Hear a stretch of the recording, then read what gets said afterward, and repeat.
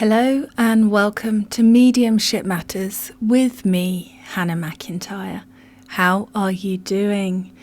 I'm going to be answering some long overdue listener questions today and some ones that are quite recent. So we'll be working our way through it, and then I think I'm completely up to date, with questions. So if you have anything that you have a burning desire to know the answer to or to discuss, then give me a shout out and let me know. I'm just writing down one that I remembered as I'm speaking.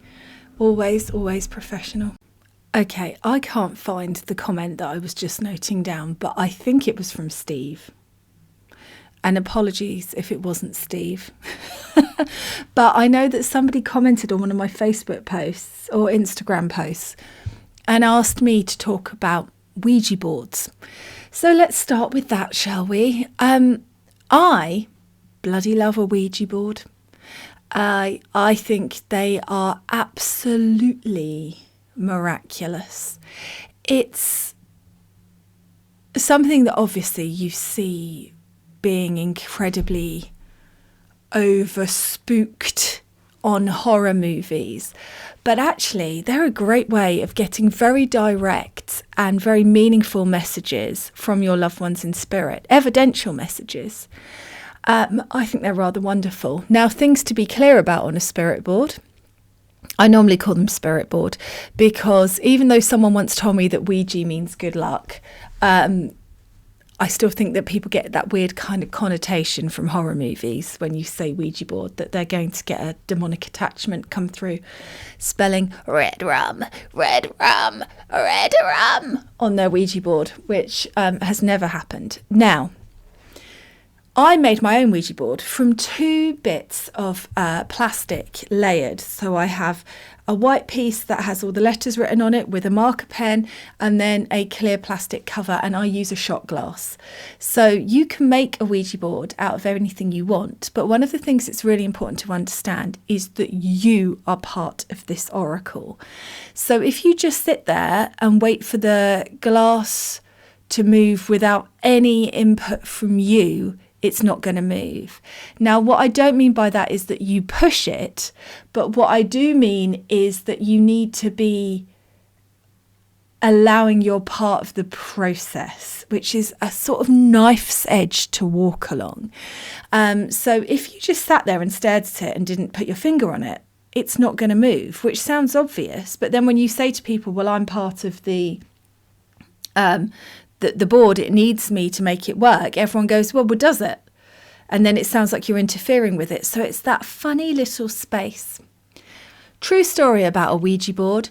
When my grandmother passed, the day that she passed, and it was expected, I was already booked with a friend of mine to go to a spirit board night that was run by another medium. And because my grandmother's passing was expected and I was very sad, but I was also functioning, we decided still to go. And my nana came through on that Ouija board, and within 5 hours of her passing or something ridiculous. So they can be incredibly profound and amazing.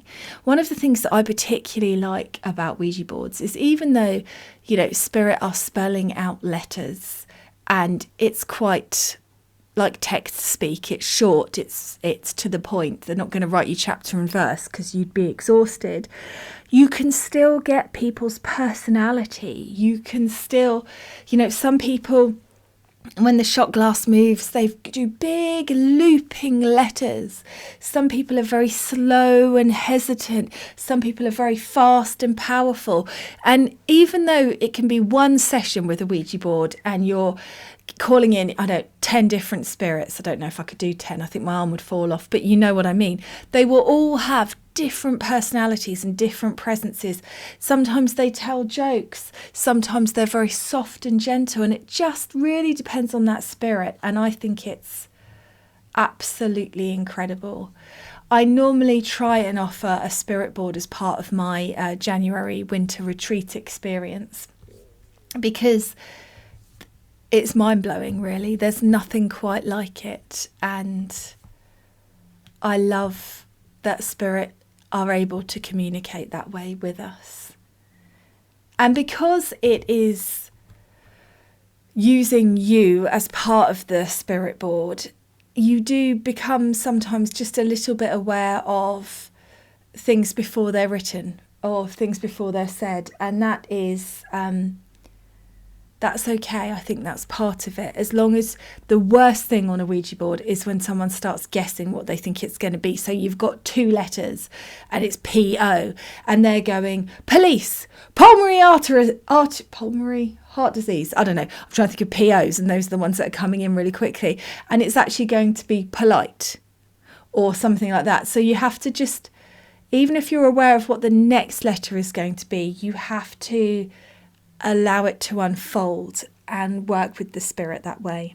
And if you've got anybody that's afraid, it doesn't work very well. One of my biggest lessons in my development as a teacher was when I did a spirit board night here, and one of my students who hadn't been learning with me that long for how alpha they decided to be, it got stuck between 2 letters and it just kept going back and forth and back and forth. And sometimes they get stuck in a loop like that. And it's because they haven't got enough energy to make it work. So you have to raise the vibration of the room by singing a song, dancing, clapping. And even then, if you've got someone who's very afraid or very uncomfortable, or you're feeling the heat as a medium, it can be not very successful. Anyway, and she took over my own spirit board and said she could do it better than me. It still looped, so that was quite satisfying. But the fact that I had a relationship with students where they felt that they could do that was a big lesson for me. So thanks for that. So that's something to bear in mind. I mean, one of the things I think with any form of sort of physical mediumship, whether you believe in all versions of it or not, is that you have to accept it's not always going to work the way you want it to. And people who come for that kind of experience have to accept that it may not be successful. And if you're putting yourself under loads of pressure to get results, you're going to be sort of compounding that energy. So I always say to my students, it might not happen today. And sometimes it does, sometimes it doesn't. But mostly it does. But sometimes we get a little stuck and then we know that the energy needs shifting. The one thing I will say from my point of view is Ouija boards and table tipping and stuff like that, they cost me quite a lot in energy because I think in order to get that physical movement, they need to use your vessel and it needs to be a really big, strong blend. And so that can be quite draining. And that's, I think, everything that I can say on Ouija boards. But if there's anything that you're thinking, well, why haven't you answered this or said this, then drop me a message. Let me know. I can't actually remember what your exact question was about them. But I think they're good. I think you're just communicating with loved ones in the spirit world. I've never had anything come through other than that because I don't think there is anything other than that. Of course, if you believe that there is, then that will be your experience. So we will have to just accept my experience is one thing and your experience is another. There we go. Next up, I've got a question from Brittany. Hannah, hello. I found your podcast about a week ago and I listened to it. I'm on season 2, about the middle of the way. I just wanted to say you make me laugh so much. And every time I have a question, the next podcast answers it. It's mind-blowing. My sister passed a year ago, and about 6 months ago, I started getting this spiritual feeling. I guess you would call it that. I've been so interested in knowing who I am and coming to realisation that we are all beautiful, sparkling spirits inside a human body. Never in my life would I have thought that. I don't know what it is, but something is drawing me to this world, and I'm so godly in love with it. When my sister had passed, we were looking for clothing for her to be presented in, and I was going through the racks at the department store, and in my head I first heard her. It was her voice though, and she was laughing and saying, "Nope," and all that fun stuff, and I thought I was going crazy. Then, while walking up a ramp with the box of things to decorate the funeral home, I was with my family and I just got this overjoyed feeling like, my family is here. And I'm like, well, I don't think I should be feeling this way, haha. Then I realised a few weeks afterwards that I think I'm experiencing her. Time passed and she was here and there. Then I started feeling like I need to dig into this and be able to communicate with her. And I do, but I can't do it for anyone else. Now I only hear her in my head, but now it's my voice. I tried to meditate, but it's so hard to quiet my mind. Do you have any tips? I know you say meditation is not the only way. Also, I signed up for your free 7-day spiritual class. Me and my 9-year-old son did day 1 so far, and I'm so happy he joined me. Anywho, love your podcast, so happy to have found you. I'm from the USA. Obviously, I'm a talker like you, haha. My tips, Brittany, would be that I find, generally speaking, that if you are lucky enough to have awakening experience like you have, that doesn't mean that that is the standard for the rest of your relationship with spirit. So don't feel that your sister is no longer with you. It's just in the beginning when they're cracking us open, they have to hit us with the energy of it much harder than they do once we're looking for it. That's the other thing. Looking to do this kind of work creates its own resistance, because seeking is not a surrender, but you have to seek to be able to do it. And so you may find that it is not as clear and easy as it used to be. And that doesn't mean you're doing anything wrong. That's just the way the cookie crumbles. So don't feel like you need to meditate, but make sure that you are clearing your energy by dealing with as much stuff as you can. You may have heard, but I have a book called You Are a Medium, You Just Don't Know It Yet, which is a how-to guide with all of my tips to get started in. But all of them I have covered on this podcast. So they're all out there for you guys to listen to. And I'm sure, Brittany, as you keep going, you will find more and more answers to this question. But really, it's a case of understanding the mechanics of it and then practicing and pushing yourself out of your comfort zone and putting yourself in that vulnerable space where you're with somebody and you feel like you might not get anything and you feel like you're making it up, and giving it a go anyway. And that is the best advice I can give you. I hope that helps. I've had a lovely email from Colin, Colin in Kent, Colin Ross, a medium. And he was letting me know that he agrees with me about trance. So that's really lovely, Colin. Thank you for getting in touch and keep shining your light. Right, next up, I had a lovely email from Leanne who said, "Hi Hannah, I am a psychic medium from Dundee, Scotland. I've been listening to your podcast for a while now and I love it. The episode..." She didn't say that, I did. "The episodes seem to find me at the right time, so thank you for that.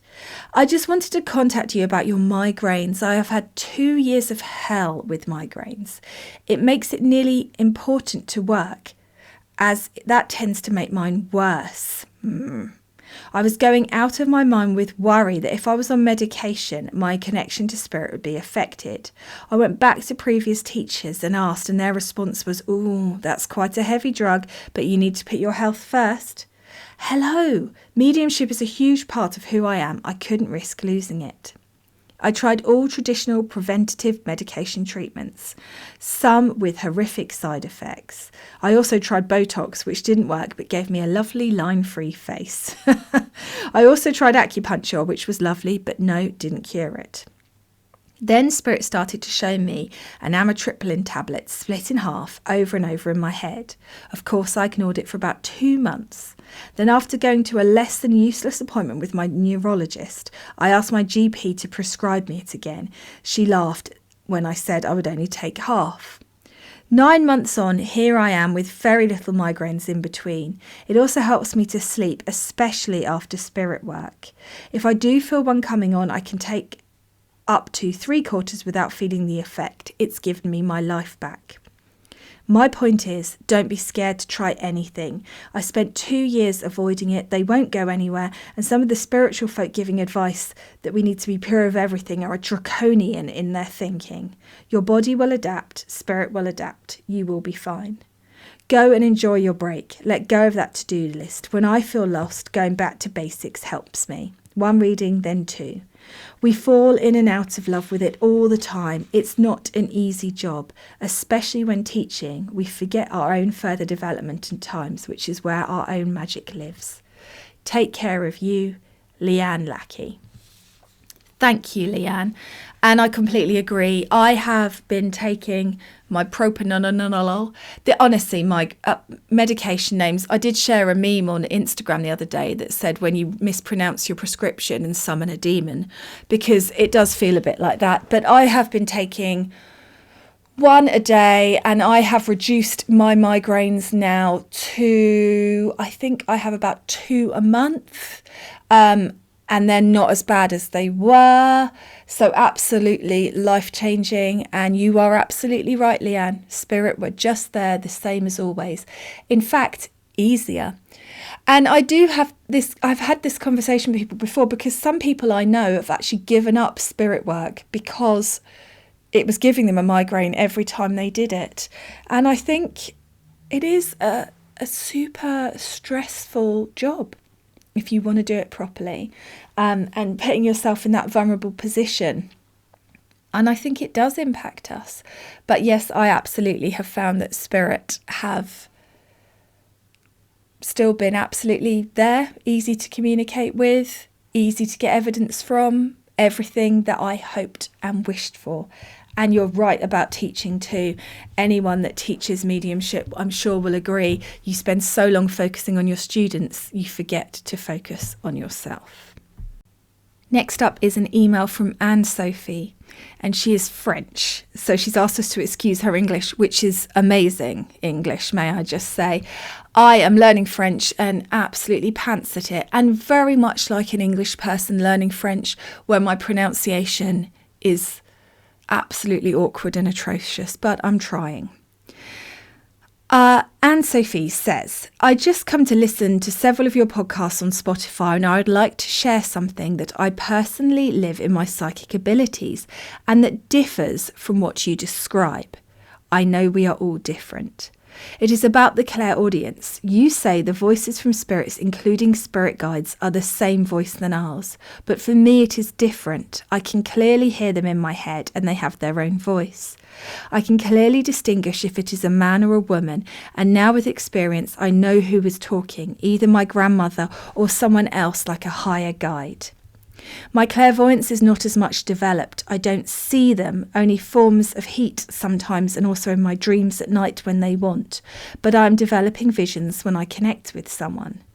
My clairsentience is also very developed as the clairaudience. I don't think that my mission is to give messages to people, but I know that I will have a book to write later in my life about my story with my opinion of free will and destiny. For me, it is important and interesting to understand how they think and handle situations that I live my life to try to help me. What is part of free will and what is part of God's will? And lately I have learned about a third factor, but that is another story.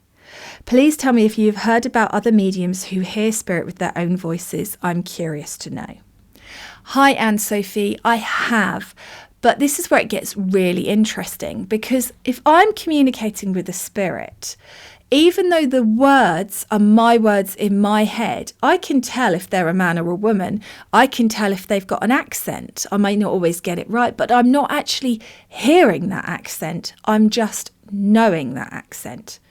And so that's the first thing I want to say. The other thing is, if I'm communicating with like my grandparents or one of my spirit guides that I know very well, then I will hear it in their voice because I know what their voice sounds like.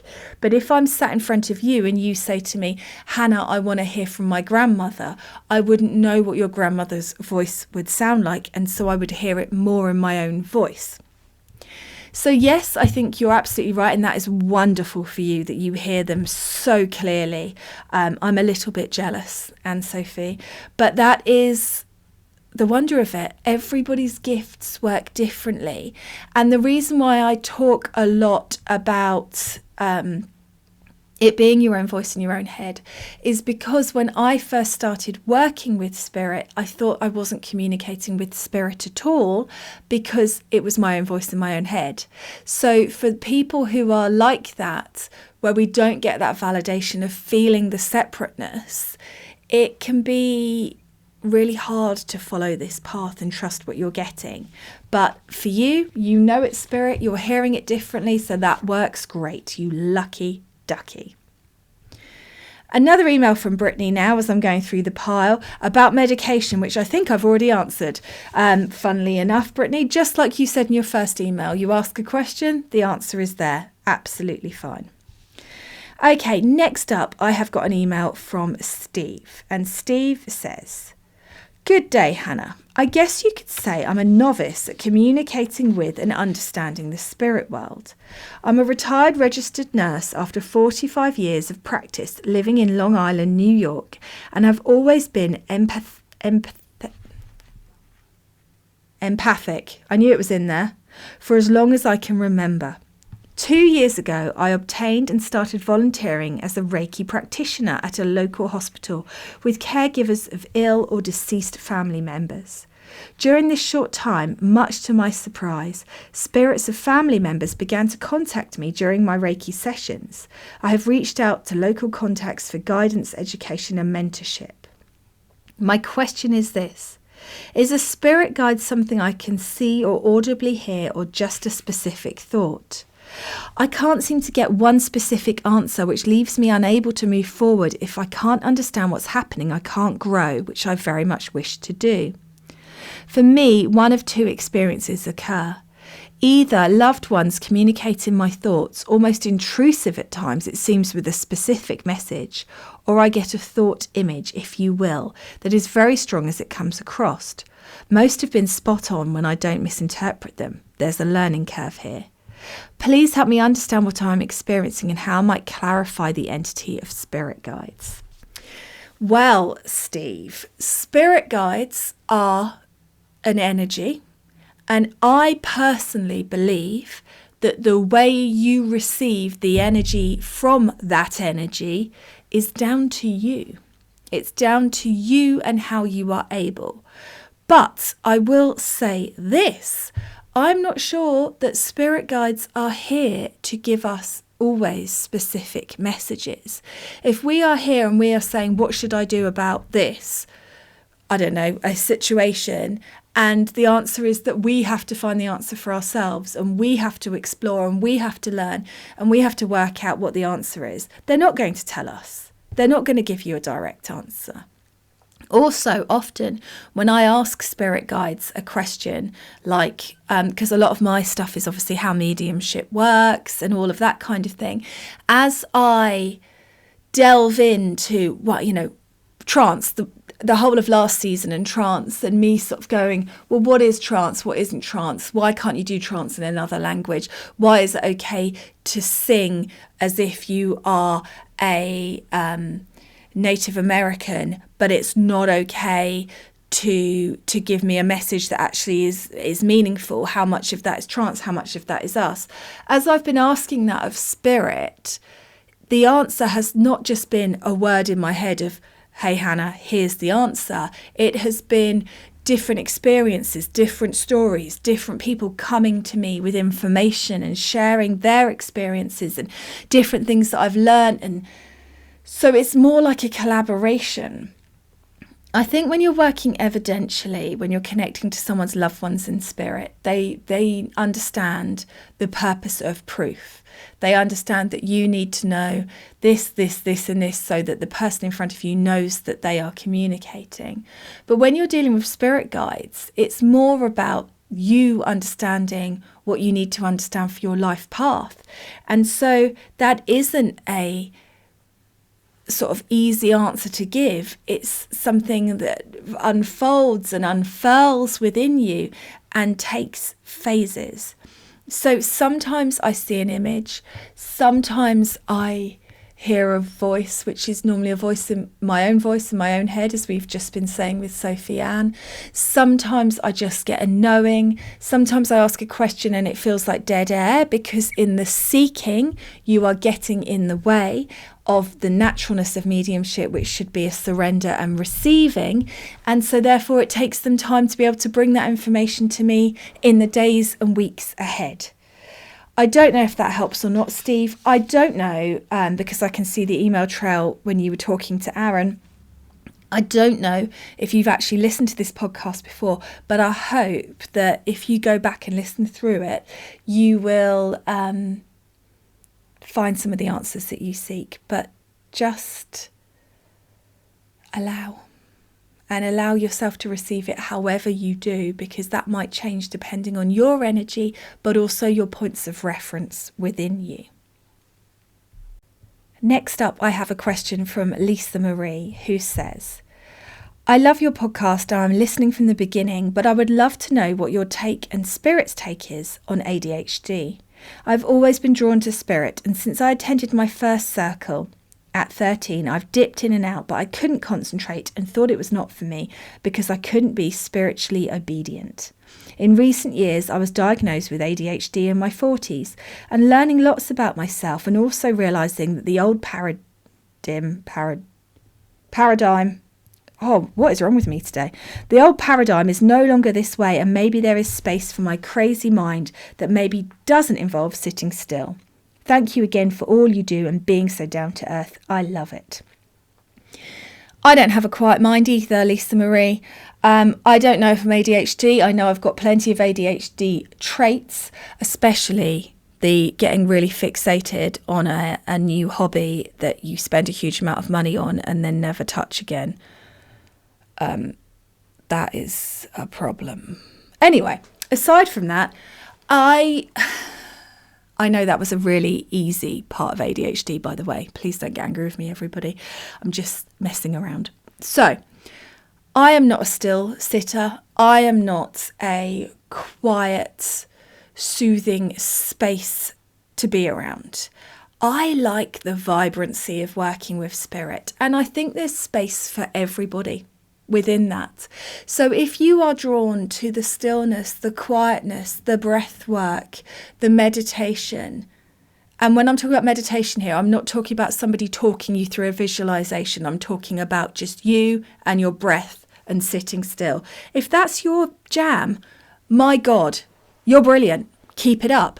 But if you're like me and you find as soon as there's space, your brain goes off in 57 different deep dives, and you start wanting to look up stuff on Google and go on IMDb and find out if they're still married, and then you're over here looking at this and over there looking at that, you can still be a medium. And I am living proof of that. And more so, I would say, it really helps you decide the kind of medium you want to be. Because I believe that my busy mind is part of my gifts. The fact that I can think on my feet and my brain is always 400 miles ahead and just going for it actually is what makes me a really good platform medium. Because I have seen platform mediums where it's like they're meditating and it's really slow and really still, and it's actually really freaking boring. Now, I know that there are people out there who love that kind of mediumship, and this is the joy of where we are at with mediumship now. Because if that's the kind of mediumship you like, I am not the medium for you. Equally, if you want someone that's going to be all going, talking at 100 miles an hour, lots of animation, then I am the medium for you. And that's okay.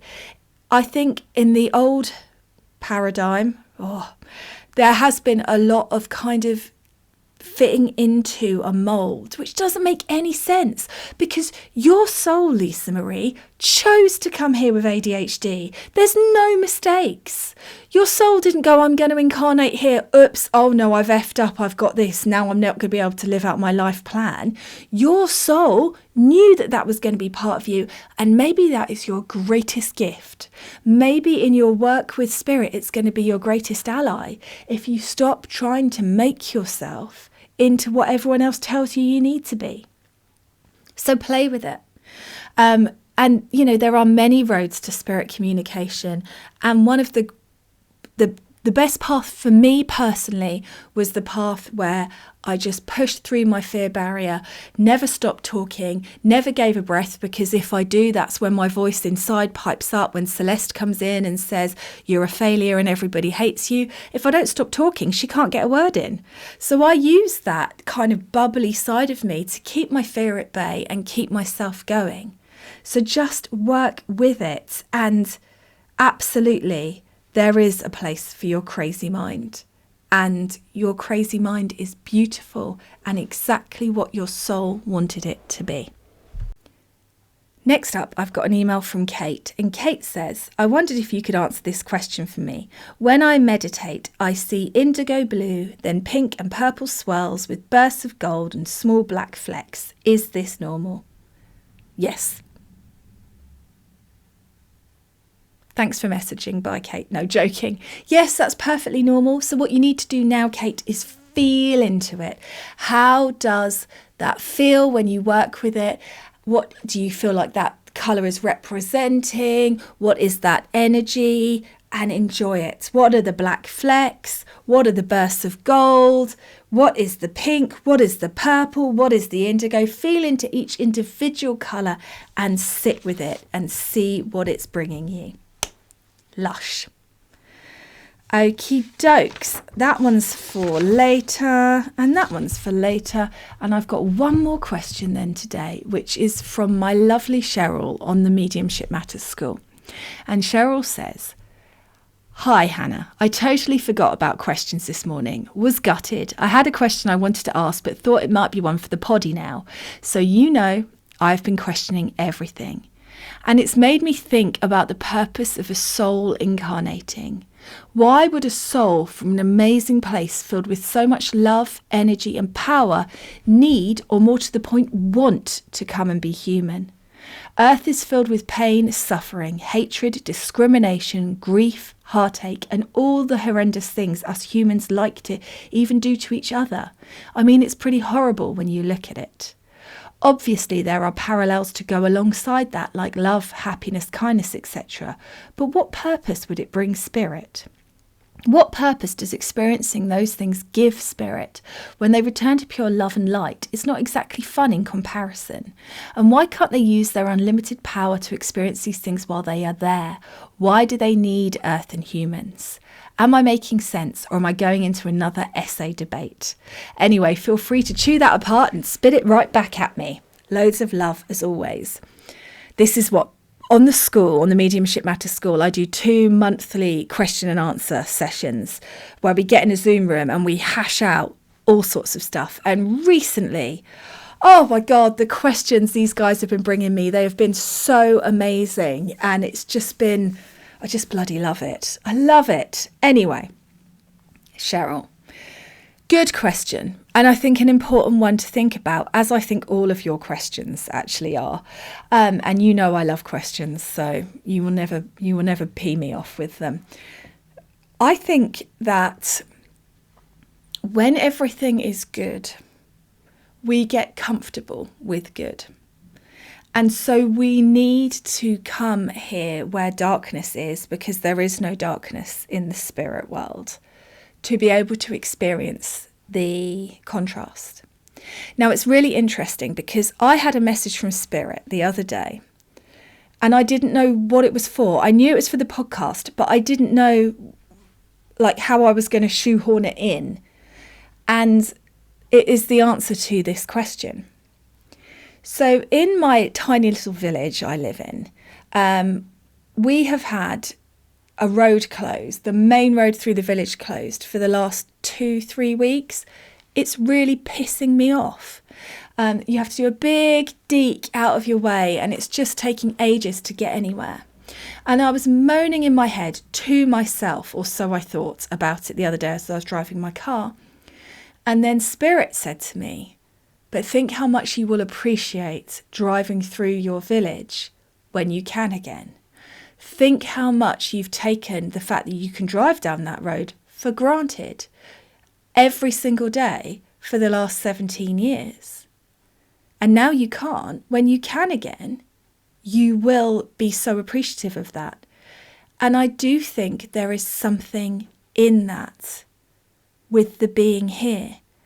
Like, we come here for the difficulties, to try and find the light in the dark, for the pain. And yes, we know that there's an evolutionary thing here, the experiences we need to have.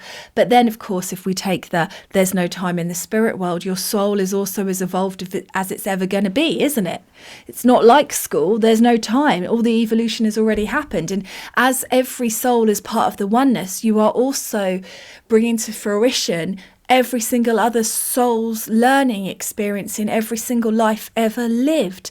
And then if we take the moving and, path splitting and your soul getting to experience both aspects of the path, even though the incarnation you're in right now feels very solitary, then you get to experience not only every twist and turn that your soul has made in this lifetime, but you also get to experience every twist and turn that every soul has ever made in any lifetime. So how much learning do we still need?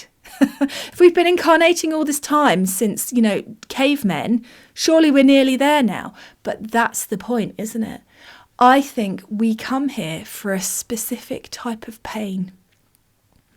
I think we come here like funny little collectors of specific griefs and hardships and difficulties, so that we can feel what it feels like when we go home to spirit and we no longer have to experience that.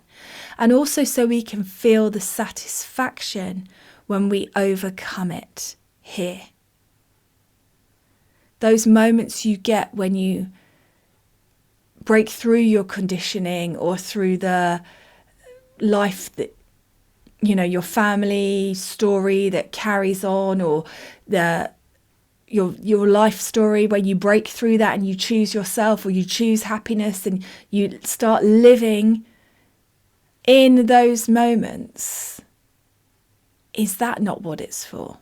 And I don't know. That's just what I think at this moment, at this time. But one of the things for me, a great example of this is my husband and I, we'd watched too much location, and we bought this big old house without any real sort of understanding of what it would need from us or how much work it required. And then the markets crashed. We both worked in finance. It was a very difficult time for us. And at that time, it was devastating. My heart was broken. It was so stressful. That's when my migraine started. I think I popped something in my head. And it was just so painful. And I felt so crushed by life. I didn't know about spirit then. It was a really difficult and dark time for me. Law of attraction, I kept attracting more pain and difficulty. And if you had asked the version of me that was alive then what I thought it was for, I would say, I don't know. I'm so angry with the spirit world, the universe. I don't know why I'm here. I don't know what it's for. But now that things are on an even keel, and my husband and I, we went to Ronnie Scott's for Sunday lunch to watch Curtis Stigers the other weekend. And just to be able to do that, to be able to get the train to London and buy those tickets and sit and it was a bloody good roast dinner, and have a roast dinner and listen to Curtis Stigers and be in that space, felt so incredibly magical. I felt so lucky to be in that space and be in that moment.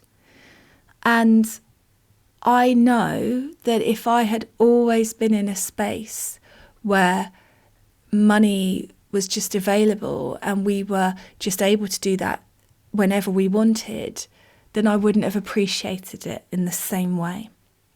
Now, I know that that is an easy example. If you're listening to me talk right now and you're grieving the loss of somebody that you love so desperately much and they're gone, please don't think I'm not aware of that.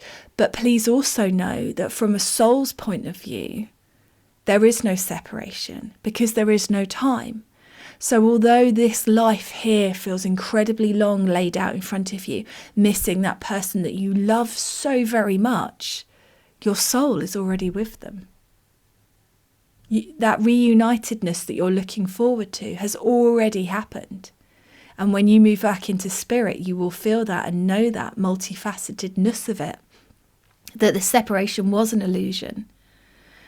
And I don't know whether our souls forget how bloody hard it is when we're here, or whether it's part of the purpose of being here that it feels so long and so hard and so separate.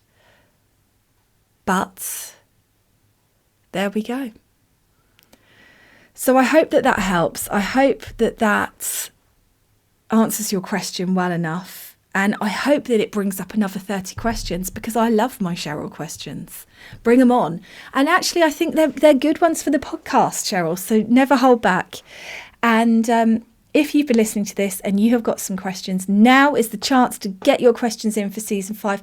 If not, you will have to wait for season 6, which is going to be later this year. So get them in now. Don't hold back. Drop me a WhatsApp. Drop me an email. If I've missed you, and you're like, excuse me, Hannah, I sent you an email or a message and you haven't answered it, I'm sorry. It's chaos all the time. I'm trying my best. But please just drop me a little reminder, and I will catch up with you all again next week.